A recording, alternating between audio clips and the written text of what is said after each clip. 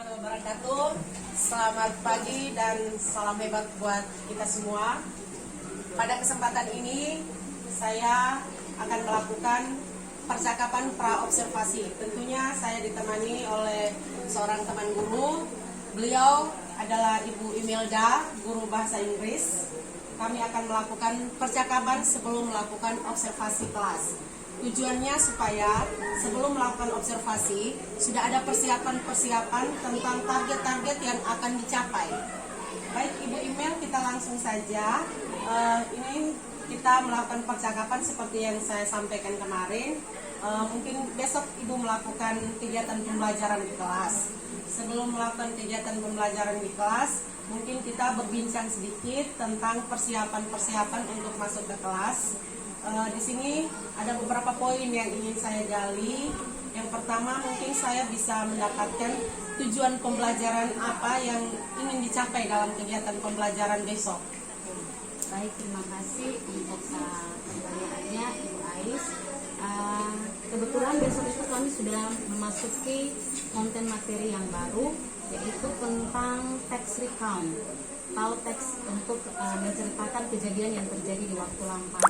Ada 5 tujuan pembelajaran yang akan kami capai untuk tax recount ini. Tujuan pembelajaran yang pertama itu adalah mengidentifikasi konteks, gagasan utama dan informasi terperinci dari tax recount secara lisan dan tulisan. Dan yang kedua, mengidentifikasi karakteristik rangkaian penyusunan dan pengembangan gagasan secara sederhana dari tax recount secara lisan. Dan yang ketiga, mendemonstrasikan komunikatif efektif dalam menyampaikan gagasan dan pendapat dengan alasan sederhana terhadap tax recount. Dan yang keempat, mendemonstrasikan komunikatif efektif dalam penyampaian gagasan dan pendapat dengan alasan sederhana terhadap pembicaraan tentang sebuah acara olahraga yang disajikan dalam bentuk multimoda. Dan yang terakhir itu tujuan pembelajaran yang akan dicapai terakhir adalah memproduksi tax recount tulis tentang acara atau peristiwa olahraga yang sesuai dengan konteks dan tujuan penulisan dan akan dipresentasikan dalam bentuk produk apapun. Baik Ibu Imel, terima kasih. Tujuan pembelajaran yang mulai dari mengidentifikasi informasi sampai memproduksi teksnya itu kira-kira dalam pembelajaran nanti area-area pengembangan, hal-hal apa, kemampuan, kompetensi apa yang mau dikembangkan dari siswa.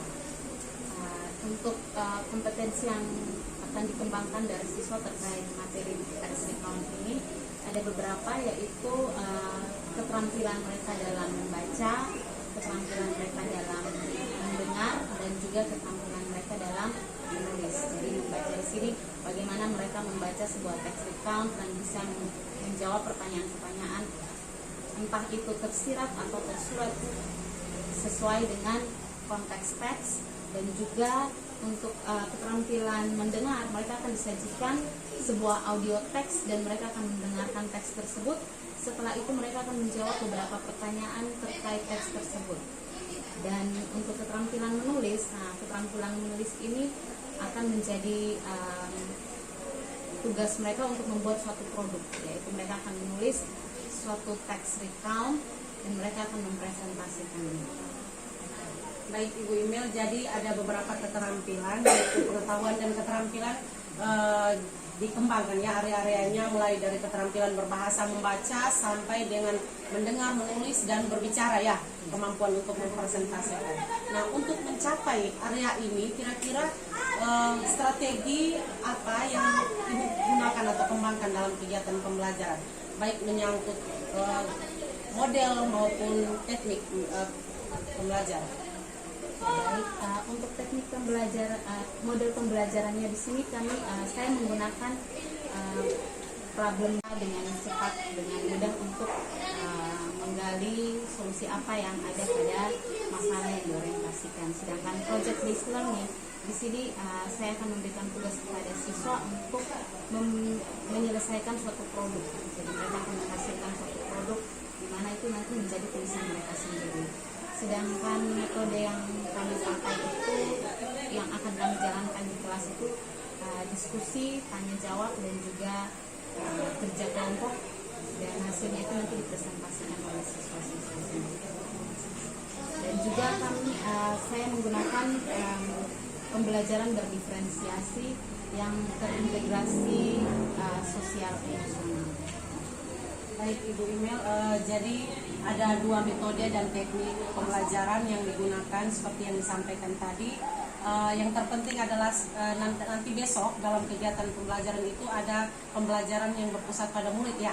Ada diferensiasinya, di dalamnya terintegrasi kegiatan sosial emosionalnya siswa. Oke.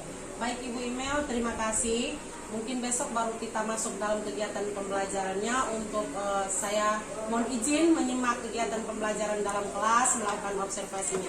Terima kasih untuk kegiatan observasi hari ini. Pra-observasinya hari ini Bu Imel atas waktu dan kesempatannya. Terima kasih, selamat pagi. Merasakan sensasi, Waka. Perempuan cantik. Karena Perempuan cantik. bisa, Bisa. yes ya, Bisa melihat langsung permainan mereka. bisa melihat secara langsung permainan mereka. Oke, lebih dekat ya. Please read again answer of number 2. Number 2, how does he feel about watching a live performance? I would like to conclude by saying that if you are a football fun and happy. Seems like the answer is too long, so please answer it to the point. Oke, so bagaimana kelompok ketiga? Menurut Yason, jawaban kalian terlalu panjang. Jadi pilihlah jawaban yang straight to the point. Oke, bisa diterima? Okay, so thank you so much group 3. Now everyone please let's give applause for the group 3. Thank you so much. Now you may sit down.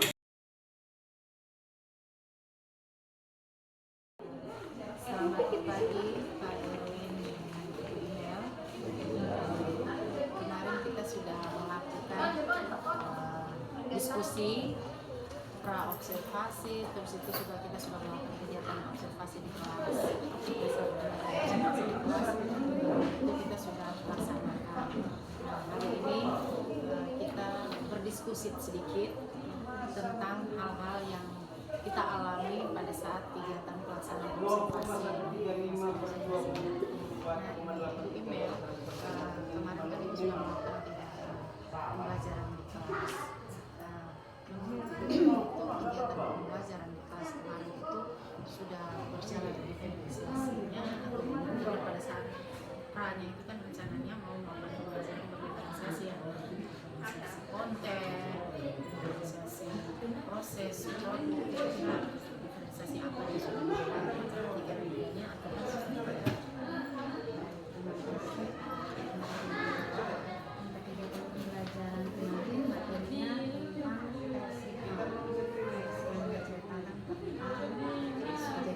kejadian berupa penelusuran pribadi, penawaran pribadi terkait dengan kehidupan dan pembelajaran diferensiasinya baru berjalan diferensiasi konten dan juga diferensiasi proses, karena untuk pembelajaran diferensiasi produk akan dilaksanakan diferensiasi konten itu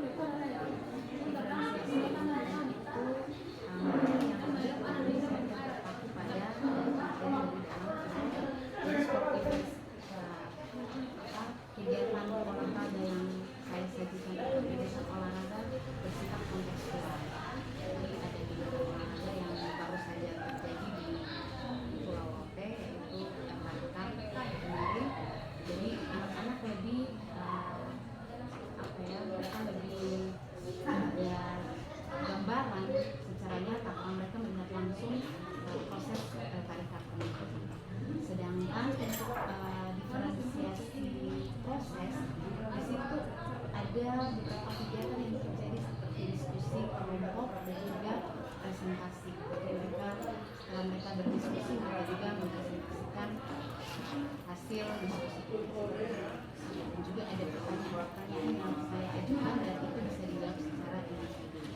Jadi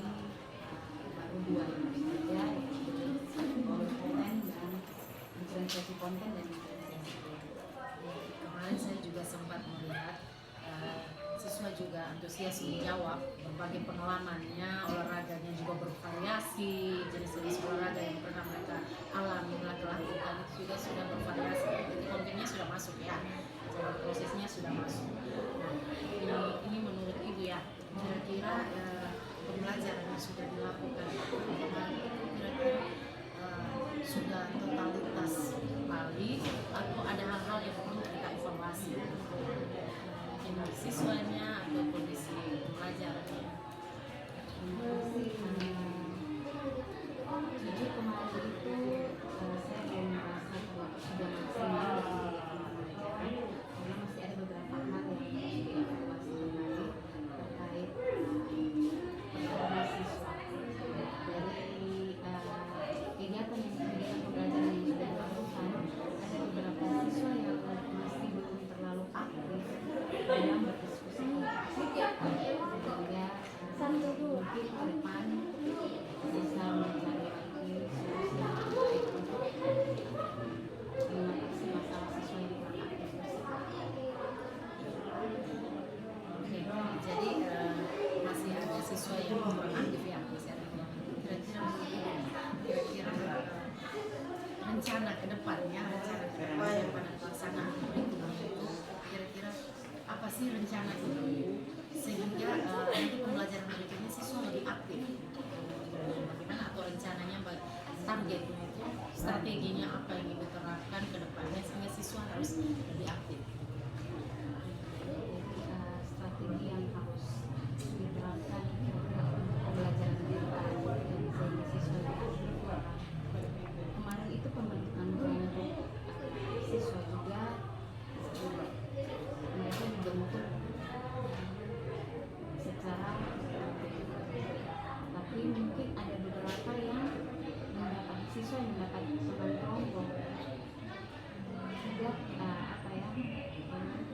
kurang antusias untuk membantu temannya siswa yang kurang aktif ini dalam berdiskusi. Jadi mungkin ke depan saya akan lebih melihat lagi sebelum menempatkan mereka dalam kelompok, saya akan melihat lagi kira-kira siswa ini lebih cocok untuk berkelompok dengan teman yang seperti apa yang lebih antusias untuk membimbing temannya itu dalam berdiskusi. Mungkin seperti itu. Jadi mungkin nanti rencana Ibu tadi itu yang saya tangkap itu mungkin mau nanti pada saat pembagian kelompok itu memperhatikan level kemampuan siswanya sehingga bisa berbagi di dalam kelompoknya sehingga siswa yang sedang bisa bergabung dengan levelnya tinggi, levelnya rendah sehingga saling berbagi, saling mendongkrak ya. Mungkin itu yang tadi yang saya tangkap ya. Jadi mungkin kedepannya seperti itu.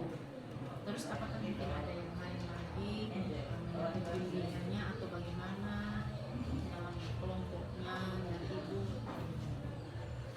untuk dari saya sendiri mungkin siswanya harus dibimbing lebih lagi sehingga ke depan bisa ikut serta dalam diskusi kelompok ekstra bimbingnya. Itu